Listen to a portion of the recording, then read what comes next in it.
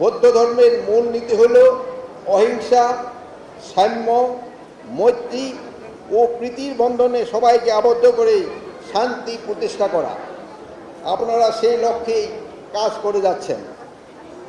বুদ্ধের মতো মানুষ মৈত্রীপরায়ণ হবে, মানুষ ক্ষমাশীল হবে এবং আরও হবে লোভ ও মোহনহীন।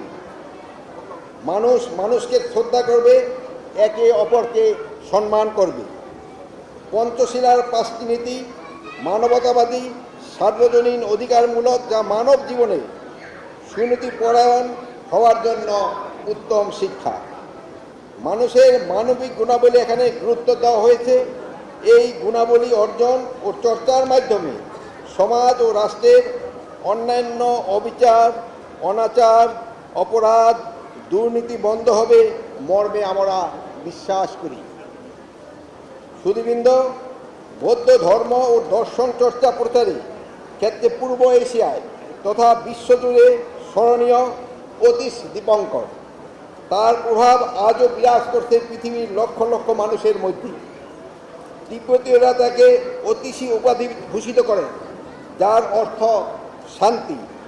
তিনি একধারে ধর্মগুরু, শিক্ষক, পণ্ডিত, লেখক, দার্শনিক, বিতার্কিক এবং বাগ্মী। বাংলাদেশের সন্তান হিসাবে মনীষী অতীশ দীপঙ্করের কীর্তি ও বিশ্বজোড়া খ্যাতিকে আমরা গর্ববোধ করি। তার জ্ঞান, দর্শন, ধর্মচর্চা, কর্ম, শিক্ষা আমাদের সারা দেশে আরও বিস্তৃত পরিসরে ছড়িয়ে দেওয়া প্রয়োজন বলে আমি মনে করি। তার জন্মভূমি বাংলাদেশ এবং তার যে জন্মভূমি ওটা হলো মুন্সিগঞ্জ জেলায় রামপাল উপজেলায়, যেটা কি আমিও মুন্সিগঞ্জের সন্তান। এই অতীশ দীপঙ্করের নামে আমরা একটা আন্তর্জাতিক মানে বিশ্ববিদ্যালয় প্রতিষ্ঠা করার চেষ্টা করে যাচ্ছি। এই ব্যাপারে আমরা ডিসি মহোদয়কেও আমরা অনুরোধ করেছি যে অন্তত 30 একরের মতো যেন একটা জায়গা দেওয়া হয়, যেন অতীশ দীপঙ্করের জন্য একটা শুধু বিশ্ববিদ্যালয় না, ওখানে যেন অন্যান্য জ্ঞান চর্চা এবং ধর্মীয় কাজও যেন করা যায়, ওই ব্যবস্থা করার জন্য। প্রিয় উপস্থিতি, আসুন আমরা সবাই শান্তি মঙ্গলের জন্য কাজ করি, কল্যাণের পথে অগ্রসর। সামগ্রিক মানবতার জন্য আমরা দেশ, সমাজ ও বিশ্ব মানবতার জন্য কাজ করার দৃঢ় অঙ্গীকার ব্যক্ত করি। দানোত্তম কঠিন চিবর বৌদ্ধ জগতে সুপরিচিত।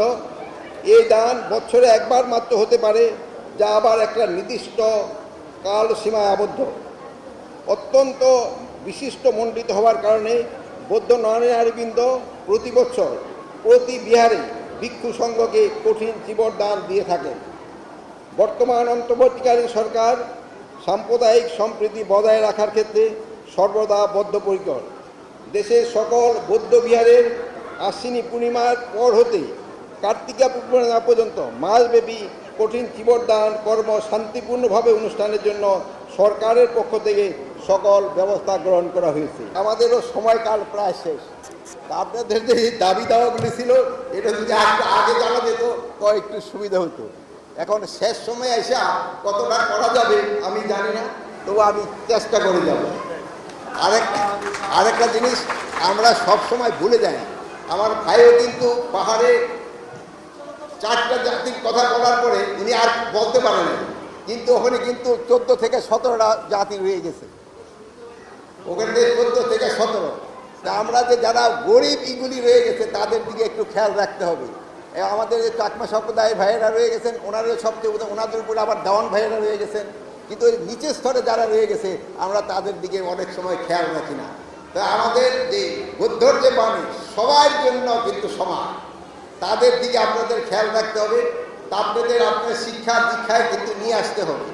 আমি ভাই আমাদের বলছে, আমি 2 মেলা গেট কমান্ডার থাকাকালে ওখানে কিন্তু একটা ইংলিশ মিডিয়াম স্কুলও করে দেওয়া হয়েছিল, যেন তারাও শিক্ষায় অন্যের কাছে না পিছিয়ে থাকে, অগ্রসর হতে পারে। কিন্তু আপনারা আরও শুনিয়া সুখী হবেন যে আমার ভাই 2,01,000 টাকা দিলেন। ওনারা কিন্তু চাকমাদের শিক্ষার হার কিন্তু বাংলাদেশে সব কিসের থেকে সবচেয়ে বেশি। আমার মনে হয় আপনাদের শিক্ষার হার সবচেয়ে বেশি। এটার জন্য আপনারা অবশ্যই ধন্যবাদ পাওয়ার যোগ্য। কিন্তু আপনারা অন্যান্য যে এইগুলি রয়ে গেছে নিচেও পাঙ্কট, এদের শিক্ষার দিকে আপনারা একটুখানি খেয়াল রাখবেন। আমাদের দেশে কিন্তু কিছু ফ্যাসিস্ট ইন্টেলেকচুয়াল রয়ে গেছে, আমি আবার বলছি, যারা ফ্যাসিস্ট ইন্টেলেকচুয়াল তারা অনেক সময় জিনিসটাকে অন্য খাতে প্রবাহিত করে যে এই যে আমাদের একটা সম্প্রীতি, এটাকে কিন্তু যেন ভালোভাবে না আগায় এটা চেষ্টা করে।